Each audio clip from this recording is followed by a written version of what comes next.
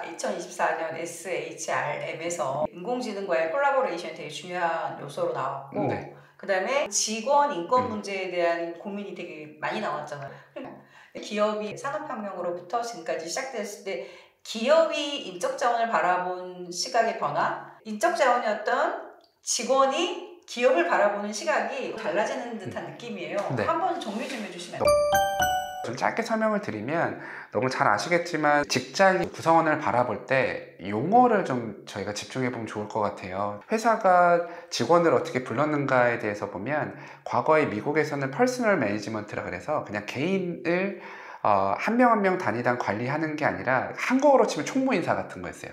어떤 거냐면, 또 표현이 좀 너무 거칠지만, 총무인사팀에서 한 행정적으로 뭐 저희가 집기를 정리하고 뭐 책상 정리하고 하는 것처럼, 그냥 사람도 하나의 소모품에 불과하다라고 생각을 했습니다. 그 대표적인 게, 너무 잘 아시는, 과거에는 쉬는 시간이 없었어요. 1920년대 30년대만 하더라도 근로자들은 중간에 휴게 시간도 없었고요. 그게 메이어라는 사람이 사실 실험을 하면서, 인간에게는 뭐 2시간에서 3시간 10분 정도 휴게를 주면 좀 더 생산성이 올라간다 라는 얘기들이 있었습니다. 그런 것처럼 사람을 그냥 제품이나 서비스를 만들어내는 기계의 하나의 부속품이 아닌 인간으로서 바라보기 시작했던 거는, 사실 휴먼 리소스라는 표현을 쓰기 시작하면서, 단어로 따지면 퍼스널 매니지먼트에서 휴먼 리소스 매니지먼트로 넘어갑니다. 그 말은, 그때부터는 휴먼이라는 표현을 써서 조직에 있는 구성을 하나 이제 인간으로 취급하긴 했는데, 그럼에도 불구하고 뒤에는 리소스가 붙는 거죠. 자원이기 때문에 언제든지 대체 가능하고 측정 가능하고 뭐 뺄 수 있는 존재로서 사람을 봤습니다.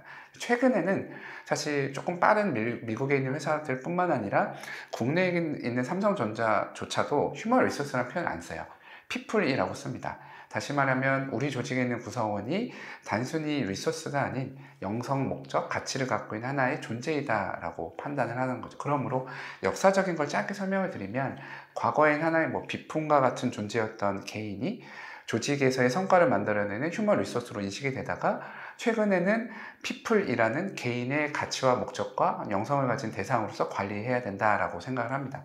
근데 그게 개인들 역시 마찬가지인 것 같아요. 과거에는 직장을 내가 시간을 들여서 일하는 곳이라고 생각을 했죠. 내가 9시부터 6시까지 그냥 들어가서 시간을 밀어넣으면 돼. 제조업으로 생각하시면 되죠. 방직기를 하나에 넣고 밀어넣고 빼고 컨베이어 벨트 돌아가는 산업구조에서의 개인들이었다라고 하면, 산업구조가 바뀌고 있잖아요. 제가 좀 최근에 좀 흥미롭게 봤던 데이터는, 2023년 기준으로 한국의 제조업 비율이 17.7% 정도밖에 안 된다고 하더라고요. 제조업이 많이 축소됐네요. 네, 줄어들었죠. 그러면 그건 이제 사람 관점으로 보면, 과거에는 시간만 밀어 넣어서 9시부터 6시까지 일했던, 개인으로 스스로 인식했다라고 하면, 이제는 그렇지 않죠. 첨단 산업, 서비스 산업에서는 개인이 갖고 있는 시간이 경쟁력이 아니라 능력, 스킬, 공감할 수 있는 능력, 대표님 표현 휴먼 터치, 이런 게 더 중요해지죠. 그러면 개인들이 회사에 또 제공해야 되는 무엇인가가 좀 달라진 거죠. 과거와는 다르게. 그러므로 이제는 개인들 역시 회사에 더 많은 걸 요구할 수 있는 거죠. 내가 시간도 주고 능력도 줄 테니까 이제는 회사에서 나에게 돈뿐만 아니라 추가적인 엑스트라도 줘. 이런 게 가능해진 거죠. 그리고 요구할 수 있는 게, 나 이제 리소스 아니야, 날 하나의 개인으로 봐줘 라는 피플이라고 바라봐달라는 요구도 할 수 있기 때문에, 개인들이 스스로를 정의하고 있는 거, 회사에 요구하고 있는 것도 좀 바뀌지 않았나 싶기도 합니다. 그래서 좀 역사적인 걸로 봤을 때는 서로 좀 다른 방향대로 가지만은 또 비슷하게 좀 요구하는 바는 비슷해지지 않았나 싶기도 하고요. 경영자분들이 보셨을 때 너무 죄송한 표현이 어려우실 거예요. 너무 요구하는 게 다르고 생각하는 게 너무 많으니까, 요즘 경영자분들 뵈면 꼭 이런 얘기 하세요. 너무 어려워, 너무 복잡해, 이런 표현들도 하시는 것 같습니다. 네. 이제 아까 두 가지 큰 변곡점 중에 네. 코로나 이제 19까지 말씀해 주셨었는데, 네. 최근에 이제 챗GPT 네. 이후에 인공지능이 엄청 이제 큰 충격을 주고 세상이 다 바뀔 것 같이 깜짝 놀라는 걸 주었는데, 기업은 이제 그 이후에 어떻게 변화하고 일자리는 어떻게 변화가 일어날까요? 아마 사실 여러 가지 전망들을 얘기를 드릴 수는 있을 것 같아요. 근데 저는 좀 데이터 관점으로 보면, 현실적인 얘기는 일자리는 줄어들 겁니다. 그렇습니다. 일자리 전체 양이. 예를 들면 올해 SHRM에서 키노트 스피치를 하고 메인 스폰서가 인디드라는 회사였어요. 뭐 한국으로 따지면 사람인이나 원티드랩 같은 회사인데, 그 인디드에서 채용 공고의 숫자를 분석했을 때 챗GPT가 나온 이후로 기존 대비 21% 정도 잡 포스팅이 줄어들었다라고 하더라고요. 아, 실제로? 네, 실제로. 아, 잡포스팅의 숫자가 물론 경기의 영향도 받았겠지만 실제로 일자리의 감소가 드러나고 있다는 거고요. 두 번째로 그럼 어떤 일자리가 줄어들었는가를 요약해서 설명드리면 소위 말하는 화이트 칼러, 지식 근로자의 감소입니다. 근데 이런 것들은 인디드라는 회사뿐만 아니라 최근에 하버드에서 냈던 연구가 하나 있는데요. 이제 한국으로 따지면 숨고나 크몬 같은 사이트 있잖아요. 프리랜서들에게 일을 네, 주고 네. 일을 하는 게 미국에서 업워크라는 사이트가 제일 유명해요. 제일 크고. 업워크에서의 이 데이터를 분석을 해봤더니 실제로 업워크에서의 프리랜서에게 주는 일들도 20%에서 25%까지 감소합니다. 특히나 라이팅하거나 개발하거나 디자인하거나 글 쓰거나 하는 분들의 일이 좀 많이 줄어들고 있다고 합니다. 결국은 줄어들고 있어요. 그러므로 어떤 일자리가 줄어들고 있는지에 대해 조금 더 구체적으로 설명을 드려보겠습니다. 저는 이거를 직업 피라미드로 설명을 드려요. 어떻게 설명을 드리냐면 직업 피라미드 기준으로 제일 하단에는 소위 말하는 블루칼러 분들이 있었죠. 과거에는 몸을 써서 본인들 시간을 투자해서 돈을 벌었던 블루칼러들이 있었고 그 바로 위에는 지식근로자, 화이트칼러 분들이 있었고요. 그 위에는 소위 말하면 전문직 분들이 있었어요. 저희가 다 아는 의사, 변호사, 뭐 변리사, 회계사, 아무도 안 쳐주지만 교수 같은 사람들도 전문직에 네, 있고요. 제일 위에는 창의직군이라고 하는 분들, 화가, 뭐 작가 이런 분들도 있었습니다. 과거에는 제가 비포 챗 GPT 때는 일자리가 밑에서부터 대체를 했어요. 단순 근로자부터 지식 근로자 이렇게 대체를 했다라고 하면 최근에는 정반대로 바뀝니다. 위에서부터 내려오는. 네, AC 때는 애프터 챗GPT 때는 작가 화가부터 대체하고 있죠. 가장 대표적 할리우드 작가들 다 챗GPT 이용해서 쓰고. 그쵸 쓰고 시놉시스 쓰고. 맞습니다. 그리고 배우들도 파업했었잖아요. 실제로 가장 쉽게 할 수 있는 거는 단역 배우분들은 소라 같은 젠 AI를 쓰면 금방금방 대체할 수 있거든요. 그렇기 때문에 얼마 전 파업했었죠. 두 가지 조건이 있었어요. 급여 올려달라, AI 쓰지 말아달라. 타결이 됐습니다. 급여 올려줄게, AI 써야 돼. 결국은 위에서부터 떨어지는 것들은 최근에 파업이나 일자리에 대한 감소였고요. 두 번째 전문직입니다. 의사, 변호사, 교수 사실 제일 위험하고요. 없어질 가능성이 가장 높습니다. 근데 아직 안 없어지는 거는 한국 같은 경우에는 소요 대비 숫자가 부족하기 때문에 의사 같은 경우는 바로 안 없어질 것 같아요. 근데 제가 얼마 전에 어디 팟캐스트에 나가서 교수 없어진다는 얘기했더니 엄청나게 지탄을 받았습니다. 교수 사회에서? 그럼요. 저 스스로 없어지는 얘기를 했는데 많이들 이제 화내시더라고요. 근데 뭐 없어지는 없어지니까. 그래서 뭐 지식을 제공해주는 교수들은 사실 없어질 수 있는 거라고 보고요. 실제로 없어질 수 있다라고 합니다. 최근에 저는 이제 보이저엑스의 남세동 대표님을 되게 좋아해요. 딥러닝 좀 유명하신 분인데 그분이 팟캐스트 나와서 이런 얘기 합니다. 한국에 있는 부장판사님들이 찾아오셔가지고 본인들의 직업적 불안정성 얘기하셨다. 부장판사님. 네, 부장판사님들. 왜냐면 법조계를 보면 판례가 사실 과거의 판례들이 어느 정도 비슷하게 나와야 되잖아요. 머신러닝이 가장 잘하는 거거든요. 그렇기 때문에 정리하면 일자리는 위에서부터 아래로 없어질 거다라는 게 제 주장뿐만 아니라 실제 데이터로 증명되고 있다라는 겁니다. 그러므로 이에 대해서 어떻게 대응해야 되는지에 대한 게 아마 조금 더 본질적인 우리의 고민이어야 할 것 같아요. 아, 네. 화이트 칼라일수록 전문직일수록 더 많은 고민이 필요한 그렇죠. 상황이네요. 맞습니다. 이걸 조금 잔인하지만 조금 더 첨언을 설명을 드리면 근데 밑에서 단순 근로자도 대체할 수 있지 않을까요? 라는 주장을 하는데 거기에 대해서 이제 최근에 나왔던 아마존이나 이런 데서 하는 얘기가 뭐냐면 인공지능과 머신러닝 모델 개발하고 운영하는 것보다 단순 노동직은 사람이 더 싸대요. 그래서 대체할 필요가 없다라는 표현을 하기도 합니다. 그러므로 위에서부터 떨어져야 효율적인 거예요. 회사나 사회 입장에서도. 비용 구조를 갖고 있는 곳부터 그럼요. 디스럽트 되겠네요. 맞습니다. 일자리에 대한 고민은 반드시 되긴 돼야 되는데 위에서부터 좀 떨어진다라고 보시면 될 것 같습니다. 그렇다고 해서 이제 그 전문 직종 판사님들이 네. 블루칼라가 될 수는 없잖아요. 맞습니다. 어떻게 준비해야 되나요? 사실 제일 어려운 거고 질문이 제일 많으세요. 근데 제 소견보단 두 가지 정도 관점을 설명을 드릴게요. 저는 보통 두 가지로 진영을 나눕니다.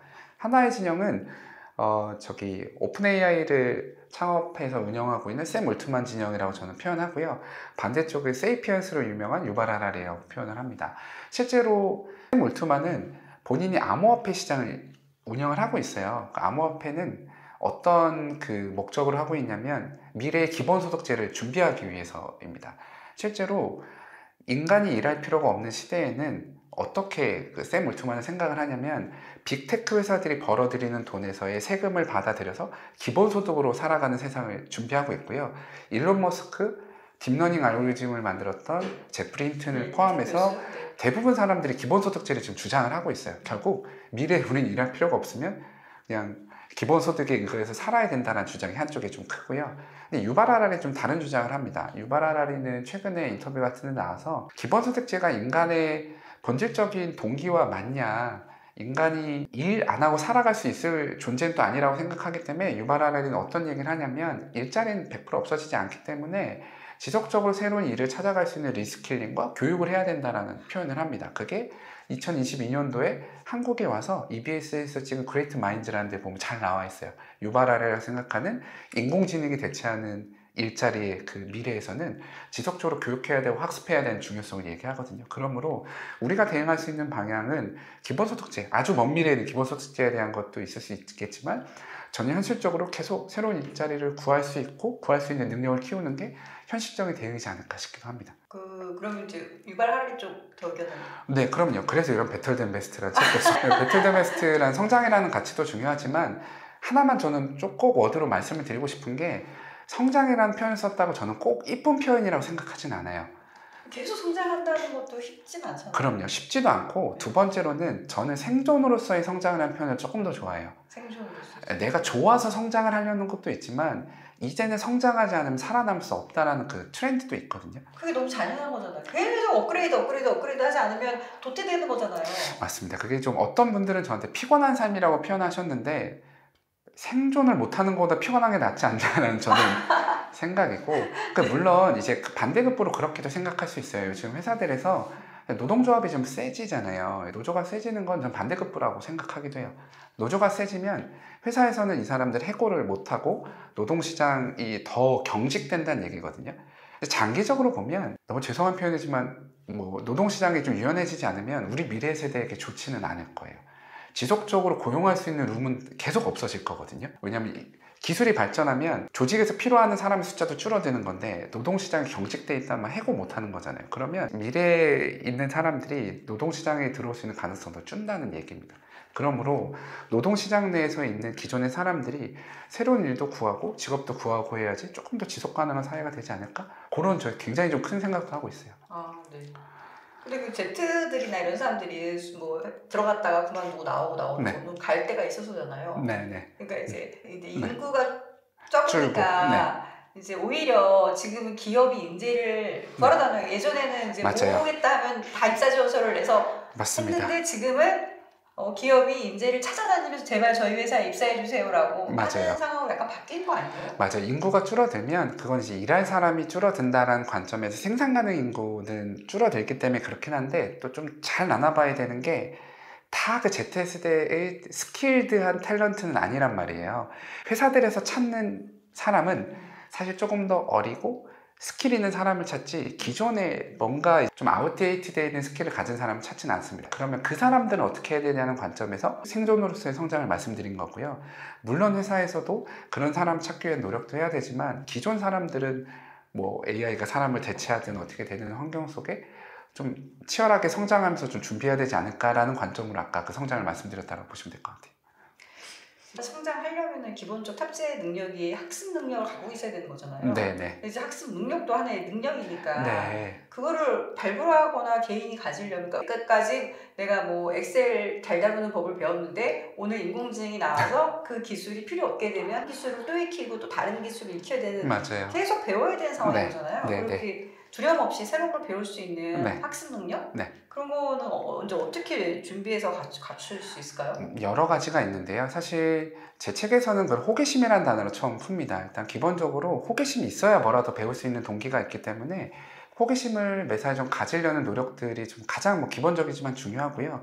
두 번째로는 저희가 지금 대표님 표현하셨던 학습 민첩성이라고 보통 표현을 하는데 학습 민첩성이 되게 중요한 전제는 성장형 마인드셋, 그로스 마인드셋이라고 합니다. 잘 아시겠지만 세상을 바라볼 때 저 사람은 변화 가능하다? 개발 가능하다라고 믿고 바라보는 거예요. 다시 말하면 아, 내가 하는 일과 내 주변에 있는 사람들은 언제든지 개발 가능하고 성장 가능해 라는 안주와 랭경을 쓰고 바라보려는 노력이 제일 중요한 것 같고요. 세 번째는 최근에 제가 봤던 어떤 포스팅 중에 가장 좀 인사이트 있게 본 거는 이제 한빛미디어 박태용 원장님 이런 표현을 하더라고요. 어떤 얘기를 하셨냐면 AI가 꼭 스킬 있는 사람들의 전유물은 아닐 수 있다. 사실 AI를 이해하고 공부하려면 굉장히 지루하거든요, 솔직히. 끈질기게 해야 되고 미래에 좀 준비 필요한 태도 중에 하나가 너무 당연한 얘기일 수 있지만 하나에 좀 끈기 있게 해보려는 또 노력도 필요하지 않을까 싶어요. 끈기. 인내심이 중요한 게 저도 AI 쪽 공부를 하고 있는데 좀 너무 힘든 게 너무 빨리 바뀌어요. 그리고 이걸 이해하려면 생각보다 많은 시간이 필요한데 우리가 다 AI를 도깨비 방망이처럼 생각을 하기 때문에 빨리 뭐가 되지 않을까라고 느끼는데 진짜 그렇지 않습니다. 그래서 조금 끈기를 갖고 바라보려는 태도, 좀 앉아 있으려는 노력, 이게 이해로 최첨단 기술을 이해할 수 있는 굉장히 또 중요한 하나의 요소이지 않을까 싶습니다. 이번 책 누가 읽으면 가장 좋을까요? 사실은 여러 분들이 읽으시면 좋겠지만 좀 타겟해서 말씀을 드리면 저는 미래가 좀 궁금한 분, 과거를 통해서 미래를 좀 준비하고 하고 싶으신 직장인분들께 가장 좀 도움이 되지 않을까 싶고요. 특히나 최근에 이 책을 소개해드렸더니 뭐 고등학생분들께도 소개해드리고 싶다는 분들도 있더라고요. 장기적인 관점에서 미래를 준비하고 싶으신 분들께 추천드리고 싶습니다. 지금 HR 현업에 계시는 분들이 네. 고민이 많으실 텐데 네. 물론 이제 CEO와 함께 네. 이런 분들은 언제 이번에 SHRM에서 네. 을 통해서 뭘 준비하고 뭘 공부해야 되고 뭘 해야 되는 거예요? 지금 당장 HR로 CHRO이시라면 HR 분들께는 사실 여러 이야기 드리겠지만요. CHO라고 하면 긴 얘기 좀 짧게 드리면 역시나 이제 AI를 어떻게 잘 쓸 수 있을 거에 대해서 본인이 일단 학습을 하셔야 된다는 얘기가 많아요. 그러니까 CHO가 AI를 모르면 전문성이 없으면 절대 구성원을 글을 쓰지 않습니다. 그렇기 때문에 CHO나 CEO분들은 내가 일단 AI 좀 써보고 익숙해지려는 노력을 하신 다음에 구성원분들께 써보려는 노력을 해보시는 게 중요할 것 같고요. 두 번째, 인사하시는 분들 너무 호흡을 저하 많이 하고 있는데 누누이 강조드리지만 사실 직장을 어떻게 바라볼지에 대한 관점도 좀 중요한 것 같아요. 최근에 미국에는 이직 횟수가 10회이거든요. 이직 횟수가 10회? 네, 평생 너무 자주 10번 하는 거고, 두 번째 한국은 지금 2.8회 정도 된다라고 해요. 한국 짧네요. 네, 적죠. 근데 늘어날 겁니다. 그렇다고 하면 어떻게 꼭 말씀을 드리려고 하냐면 우리 조직에 들어오는 사람, 우리가 관리하고 관심 있어 하는 사람들이 당연히 평생 직장을 생각하지 않을 거예요. 그러면 있는 동안 어떻게 몰입시키고 더 성과를 높일지에 대한 중요한 키워드가 돈을 많이 줘서 단기적 성과를 내는 것도 있지만 어떻게 보면 성장시켜 줄 것이고 의미를 부여해서 여기 있는 동안 최고의 성과를 낼 수 있을 것인가에 대한 그 키워드를 좀 고민해 보시면 좋을 것 같습니다. 네. 오늘 정말 좋은 이야기 많이 해주셔서 감사합니다. 아닙니다. 고맙습니다. 네. 감사합니다.